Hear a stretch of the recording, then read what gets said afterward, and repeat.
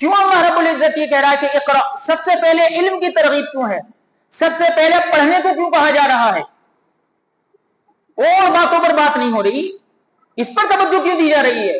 اس کی وجہ یہ ہے، اعوذ باللہ من الشیطان الرجیم، بسم اللہ الرحمن الرحیم، اقرأ باسم ربک الذی خلق، خلق الانسان من علق، اقرأ وربک الاکرم الذی علم بالقلم، علم الانسان ما لم يعلم۔ لوگوں کو علم کی اہمیت بتائی جائے، کیونکہ علم سے دوری، بلکہ اگر یوں کہہ لیا جائے تو شاید غلط نہ ہو کہ دھیرے دھیرے ہمارے درمیان میں علم سے نفرت کا ماحول پیدا ہوتا جا رہا ہے۔ یعنی علم حاصل کرنا تو دور کی بات، علم والوں سے محبت کرنا تو دور کی بات، علم والوں کے پاس بیٹھنا تو دور کی بات، علم والوں سے مسائل معلوم کرنا تو دور کی بات، علم والے کوئی مسئلہ بیان کریں اس کو غور سے سننا تو دور کی بات، ان کی آواز کو دبانے کی کوشش، ان سے نفرتیں ہو رہی ہیں، ان کے اوپر کیچڑیں اچھالی جاتی ہیں، اور اگر بطور خاص وہ کوئی ایسا مسئلہ بیان کر دیں جو ہماری طبیعت سے ٹکراتا ہو تو پھر تو ان کا مقابلہ کیا جاتا ہے اس طرح جیسے کہ یہ ہمارے دشمن ہیں۔ اس لیے میں نے یہ آیت پڑھی جس میں اللہ رب العزت کہتا ہے، یہ پہلی آیت ہے قرآن کریم کی، اللہ کے نبی علیہ الصلوۃ والسلام پر جو پہلی آیت اتری وہ یہی ہے قرآن کریم کی جو میں نے پڑھی، اقرأ باسم ربک الذی خلق، کہ اللہ کے رسول پڑھیے آپ۔ اب سوال پیدا ہوتا ہے کہ اللہ رب العزت ایسے ماحول میں جہاں جس ماحول کے اندر، جس معاشرے کے اندر زنا بھی ہے، جس معاشرے کے اندر چوری بھی ہے، جس معاشرے کے اندر آپسی بہت ساری لڑائیاں بھی ہیں، جس معاشرے میں شرک اور بدعت یہ بھی ہے، اور جس معاشرے میں لڑکیوں کو زندہ دفن کیا جا رہا ہے یہ بھی ہے، ان کتنے بڑے بڑے پاپ ہو رہے ہیں، اور علاج کیا بتلایا جا رہا ہے، اقرأ باسم ربک الذی خلق، کہ نبی آپ پڑھیے۔ ظاہری طور پر تو یہ سمجھ میں آتا ہے نا، ظاہری لحاظ سے ہم اپنے لحاظ سے اگر سوچیں تو سب سے پہلی آیت یہ آنی چاہیے تھی، سب سے پہلی آیت میں یہ ہونا چاہیے تھا، بظاہر میں سمجھانے کے لیے بات کہہ رہا ہوں کہ شرک سے دور رہیے، لڑکیوں کو زندہ دفن مت کیجیے، یہ آنا چاہیے تھا، چوری مت کرو، زنا کے قریب مت جاؤ۔ نہیں، سب سے پہلے اللہ رب العزت اپنے نبی سے کہہ رہا ہے، اقرأ باسم ربک الذی خلق، نبی پڑھیے اس رب کے نام سے جس نے پیدا کیا، خلق الانسان من علق، اور انسان کو خون کے ایک لوتھڑے سے پیدا کیا۔ تو سوال یہی پیدا ہوتا ہے، کیوں اللہ رب العزت یہ کہہ رہا ہے کہ اقرأ؟ سب سے پہلے علم کی ترغیب کیوں ہے؟ سب سے پہلے پڑھنے کو کیوں کہا جا رہا ہے؟ اور باتوں پر بات نہیں ہو رہی، اس پر توجہ کیوں دی جا رہی ہے؟ اس کی وجہ یہ ہے کہ علم ایسی چیز ہے کہ اس سے تمام چیزوں کی اصلاح ہوتی چلی جائے گی، اور یہ ہوا۔ اللہ کے نبی علیہ الصلوۃ والسلام نے پڑھا، اللہ نے اپنے نبی کو پڑھایا قرآن، اور پھر اللہ کے نبی علیہ الصلوۃ والسلام نے صحابہ کو پڑھایا، اور اس معاشرے کی ایسی اصلاح ہو گئی کہ وہ قیامت تک کے لیے جو معاشرہ تمام طرح کی برائیوں میں مبتلا تھا وہ معاشرہ ایسا مصلح بنا اور ایسا شاندار معاشرہ بنا، ایسے صحابہ کرام تیار ہو گئے، اللہ کے نبی علیہ الصلوۃ والسلام کے صحابہ اتنے عظیم الشان اور اتنے پوتر اور پاک بن گئے کہ وہ قیامت تک کی انسانیت کے لیے اللہ رب العزت نے پھر ان کو نمونہ قرار دیا کہ اگر کوئی کامیابی چاہتا ہے اور اگر کوئی بلندیوں کو چھونا چاہتا ہے، کوئی اپنی زندگی کو صحیح ڈگر پر لانا چاہتا ہے تو وہ ان کی جیسی زندگی گزارے، صحابہ کرام جیسی۔ اس لیے ہمیں علم کی اہمیت کو بہت اچھی طرح سمجھیں کہ اللہ رب العزت سب سے پہلے یہ کہہ رہا ہے۔ پھر ایک بات یہ بخاری شریف کی روایت ہے کہ اللہ کے نبی علیہ الصلوۃ والسلام جیسے جیسے 40 سال کی عمر کے قریب پہنچتے گئے تو آپ علیہ الصلوۃ والسلام کو تنہائی بہت زیادہ پسند ہونے لگی۔ جیسے جیسے آپ کی عمر بڑھتی آپ کی تنہائی میں اضافہ ہی ہوتا رہا، حتیٰ کہ 40 سال کے آس پاس تو یہاں تک آپ علیہ الصلوۃ والسلام کی عادت بن گئی کہ 10 دن کے لیے، 15 دن کے لیے غار میں چلے جاتے اور وہاں اللہ کی عبادت میں لگے رہتے۔ حضرت خدیجہ رضی اللہ عنہا جو آپ کی زوجہ تھی وہ وہیں کھانے پینے کا جو بھی سامان ہوتا پہنچا دیتی، 12 15 دن میں وہاں سے گھر تشریف لاتے۔ तन्हाई आपकी बढ़ती गई। एक दिन फरिश्ता आता है और अल्लाह के नबी अलैहिस्सलातु वस्सलाम से फरिश्ता कहता है, जिब्रील अलैहिस्सलातु वस्सलाम के पढ़िए। अल्लाह के नबी अलैहिस्सलातु वस्सलाम कहते हैं, मा अना बिकारी, मुझे पढ़ना नहीं आता, मैं पढ़ना लिखना नहीं जानता। तो फरिश्ता बहुत जोर से दबाता है, हज़रत जिब्रील अलैहिस्सलातु वस्सलाम बहुत जोर से दबाते हैं। अल्लाह के नबी अलैहिस्सलातु वस्सलाम फरमाते हैं कि इतना जोर से फरिश्ते ने मुझे दबाया कि बस ऐसा लग रहा था कि मेरा दम घुट जाएगा और मेरी जान निकल जाएगी। और फिर फरिश्ते ने कहा, इक़रा, पढ़िए। अल्लाह के नबी अलैहिस्सलातु वस्सलाम ने फिर वही जवाब दोहराया, मा अना बिकारी, मुझे पढ़ना नहीं आता, मैं पढ़ना लिखना नहीं जानता। फिर फरिश्ते ने जोर से दबाया, इतनी ही जोर से दबाया, अल्लाह के रसूल फरमाते हैं खुद कि मुझे ऐसा महसूस हुआ कि मेरी जान निकल जाएगी, इतना जोर से दबाया। फिर अल्लाह के नबी अलैहिस्सलातु वस्सलाम से कहा कि इक़रा, पढ़िए। अल्लाह के नबी अलैहिस्सलातु वस्सलाम की जबान पर ये अल्फाज जारी हुए, इक़रा। सबसे पहली आयत ये नाजिल हुई, इक़रा बिस्मि रब्बिकल लज़ी खलक़। सवाल पैदा होता है कि अल्लाह रब्बुल इज्जत यहाँ पर सीधे जिब्रील अलैहिस्सलातु वस्सलाम आते और आयतें पढ़ करके अल्लाह के नबी अलैहिस्सलातु वस्सलाम को सुनाते, आपकी याद हो जाती। ये लंबा प्रोसेस क्यों है कि दबा रहे हैं जिब्रील अलैहिस्सलातु वस्सलाम? ये इसलिए ताकि उम्मत को ये बात समझ में आ जाए कि ये इल्म बड़ी अहमियत की चीज है, इसके लिए कुर्बानी देनी पड़ेगी उम्मत को भी। जब अल्लाह के नबी अलैहिस्सलातु वस्सलाम को इतना जोर से हज़रत जिब्रील अलैहिस्सलातु वस्सलाम भींच रहे हैं कि आप खुद फरमाते हैं कि मुझे ऐसा महसूस होने लगा कि मेरा दम घुट जाएगा, तो फिर हमें भी कुर्बानी देनी पड़ेगी अहमियत के पेश नजर, कि ताकि उम्मत के अफराद को इल्म की अहमियत समझ में आ जाए। ये रूबरदानी के साथ ये इल्म नहीं हासिल होगा, नफरतों के साथ ये इल्म हासिल नहीं होगा। हम मदरसे वालों से, इल्म से दूर भागते रहे और जबरदस्ती अल्लाह रब्बुल इज्जत की तरफ से हमारे ये इल्म चिपका दिया जाए, जबरदस्ती गन पॉइंट पे हमें आलिम बना दिया जाए, हमें कुरान का तर्जुमा आ जाए, हमें कुरान करीम सही पढ़ना आ जाए, हम वैसे ही कुरान पढ़ने वाले बन जाएं जैसे कि कुरान पढ़ना चाहिए। ऐसा नहीं होगा, बल्कि इसके लिए मेहनत करनी पड़ेगी, तलब के साथ आना पड़ेगा। अल्लाह के नबी अलैहिस्सलातु वस्सलाम पर यह प्रोसेस इसलिए किया जा रहा है कि आप अलैहिस्सलातु वस्सलाम को 3 मरतबा फरिश्ते ने इतना जोर से भींचा, इतना जोर से दबाया। इसलिए मेरे भाइयों, हम इल्म की अहमियत को समझें। उम्मत इल्म से इतनी दूर होती चली जा रही है कि अल अमान अल हफीज कुछ नहीं कहा जा सकता, कि ऐसा लगता है कि इल्म से इन्हें चिढ़ है और इन्हें इल्म से नफरत है, ऐसा महसूस होता है। बसा औकात किसी से इल्म की बात करो, पढ़ाई लिखाई की बात करो, समझ में ही नहीं आती बात। और यह भी खूब अच्छी तरह याद रखें, इस जमाने के अंदर एक प्रोपेगेंडा यह भी समझाया जा रहा है, मुसलमानों को खासतौर से यह प्रोपेगेंडा समझाया जा रहा है कि साहब इल्म का मतलब जो है वो तमाम दुनिया भर का इल्म, इंजीनियरिंग, डॉक्टरिंग। मना नहीं कर रहा मैं कि ठीक है पढ़े, आप ये फन है, कोई मसला नहीं, लेकिन अगर इसके साथ ये इल्म हासिल नहीं किया इस उम्मत ने, कुरान और हदीस का इल्म, और इसने अपने बच्चों को आलिम नहीं बनाया, इस उम्मत ने अपने बच्चों को आलिम मुफ्ती नहीं बनाया, कुरान का हाफिज नहीं बनाया, कुरान इसने ढंग से पढ़ना नहीं सीखा, तो इसमें कितने इंजीनियर पैदा हो जाएं, कितने डॉक्टर्स पैदा हो जाएं, कितनी साइंटिस्ट पैदा हो जाएं, बड़े बड़े फिलोसफर्स में पैदा हो जाएं, बड़े बड़े लॉयर्स इसमें पैदा हो जाएं और बड़े बड़े टीचर्स इसमें पैदा हो जाएं, ये कामयाबी को नहीं पहुंच सकती ये उम्मत। मुसलमानों का मसला और गैरों का मसला बिल्कुल अलग अलग है, ये तयशुदा बात है। क्यों?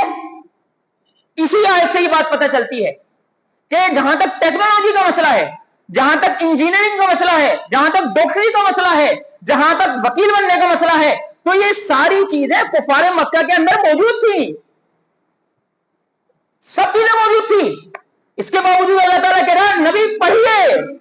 पता चला कि ये जो पढ़े हुए हैं कुफारे मक्का, इनके अंदर लॉयर्स हैं, इनके दरमियान में डॉक्टर्स हैं, इनके दरमियान में इंजीनियर्स हैं, ये सब हैं, लेकिन इसके बावजूद नाकिस हैं, इन्हें कामयाबी नहीं मिल सकती। कामयाबी अगर ये चाहते हैं तो इन्हें इल्म दीन और कुरान और हदीस का इल्म हासिल करना जरूरी होगा, वरना ये कितने बड़े बड़े डॉक्टर्स, लॉयर्स और टीचर्स बन जाए, ये कामयाबी हासिल नहीं कर सकते।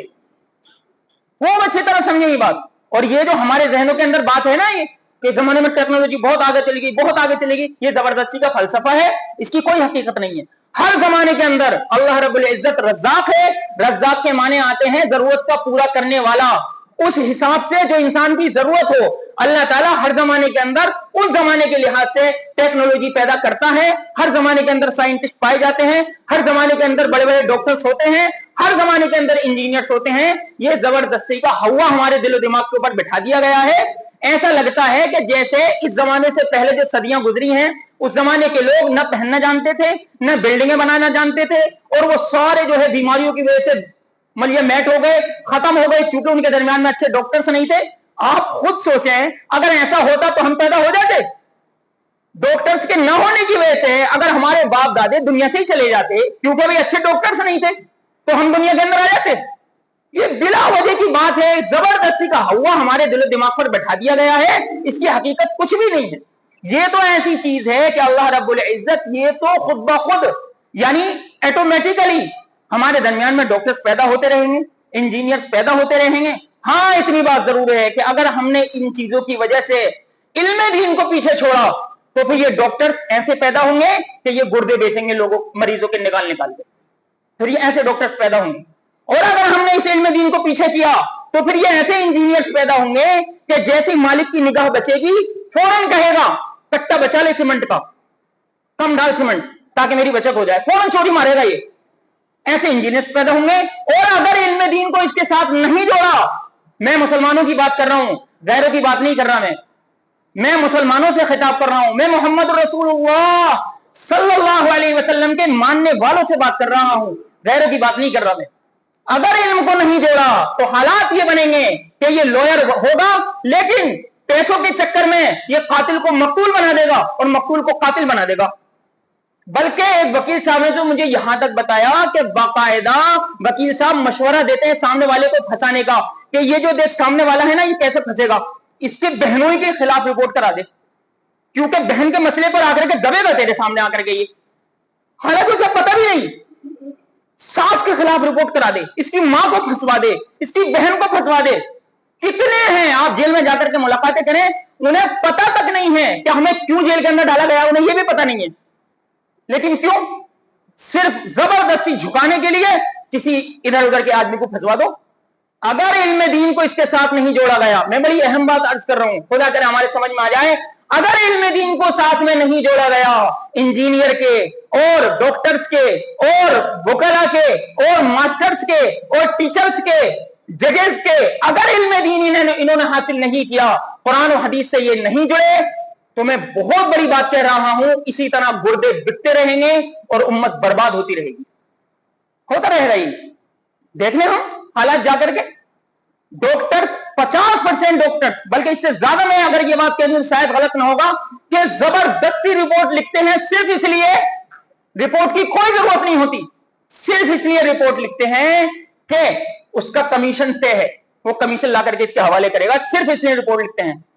हालांकि ये बिल्कुल पक्की बात है कि जब मरीज ने आपको फीस हवाले कर दी 500 रुपए की, तो अब इसकी तमाम तर खैर ख्वाही करना, इसे सही मेडिकल पे भेजना, अगर इसे रिपोर्ट की जरूरत है तो रिपोर्ट कराना, ये जिम्मेदारी है, क्योंकि उसने फीस भर दी। मशवरे का मतलब ही ये होता है कि सही मशवरा देना, इसके पैसे वो दे चुका, अब अगर डंडी मार रहा है डॉक्टर तो गया काम से ये। बल्कि मुझे बात पर बात याद आई, एक आलिम साहब ने वीडियो बनाई, यूट्यूब पर डाली कि भाई डॉक्टर्स के लिए जन्नत हासिल करना इंतहाई आसान, और फिर उन्होंने ये बात कही अपनी वीडियो में कि बस इतनी दरख्वास्त है डॉक्टर्स से कि आप जो बिना वजह की रिपोर्टें लिख रहे हैं ना मरीजों के लिए, कम से कम गरीबों के लिए ना लिखें। मुझे उम्मीद है कि इसी अमल पर अल्लाह ताला आपको जन्नत दे देगा। मालदारों के लिए चलो लिख लो, तुम्हारा इसके बगैर काम नहीं चल रहा।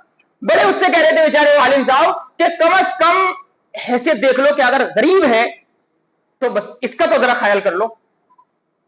और मैं लतीफे के तौर पर कह रहा हूं, चढ़ाना मकसद नहीं है। एक वकील साहब तो यहां तक कह रहे थे कि भाई हम जब बैठते हैं अपने चैम्बर में तो हमारी टेबल पर हर तरह का हथियार रखा हुआ होता है, छुरी भी होती है, चाकू भी होता है, डंडा भी होता है और बंदूक भी होती है, और हम सामने वाले को देख करके वार करते हैं। अगर जरा मोटी पार्टी है तो बंदूक से वार करते हैं, उससे जरा कम है मसला तो चाकू से वार करते हैं, उससे कम है तो लट से खबर लेते हैं। बोले लेकिन डॉक्टर्स के मेज पर ना सब चीजें है ही नहीं, दो धारी तलवार रहती है, बस दो धारी तलवार रहती है, बस खचा खच काटे जाओ, इधर से भी काटो इधर से भी काटो, इधर को घुमा दो वो तलवार तब भी गर्दन गई, और इधर को घुमा दो तब भी गर्दन गई। ये हालात हैं। वजह क्या है? वजह यह है कि हमने इल्म दीन को अपने से दरमियान से जुदा कर दिया।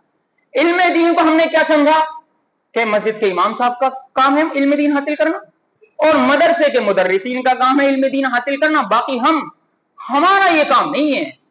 खूब अच्छी तरह याद रखें, अल्लाह के नबी अलैहिस्सलातु वस्सलाम की हदीस नकल कर रहा हूं कि अगर डॉक्टर साहब और अगर इंजीनियर साहब और अगर जमींदार और अगर टीचर्स ये आबिद भी हों, आबिद भी, तो अल्लाह के नबी अलैहिस्सलातु वस्सलाम फरमाते हैं कि एक आलिम की फजीलत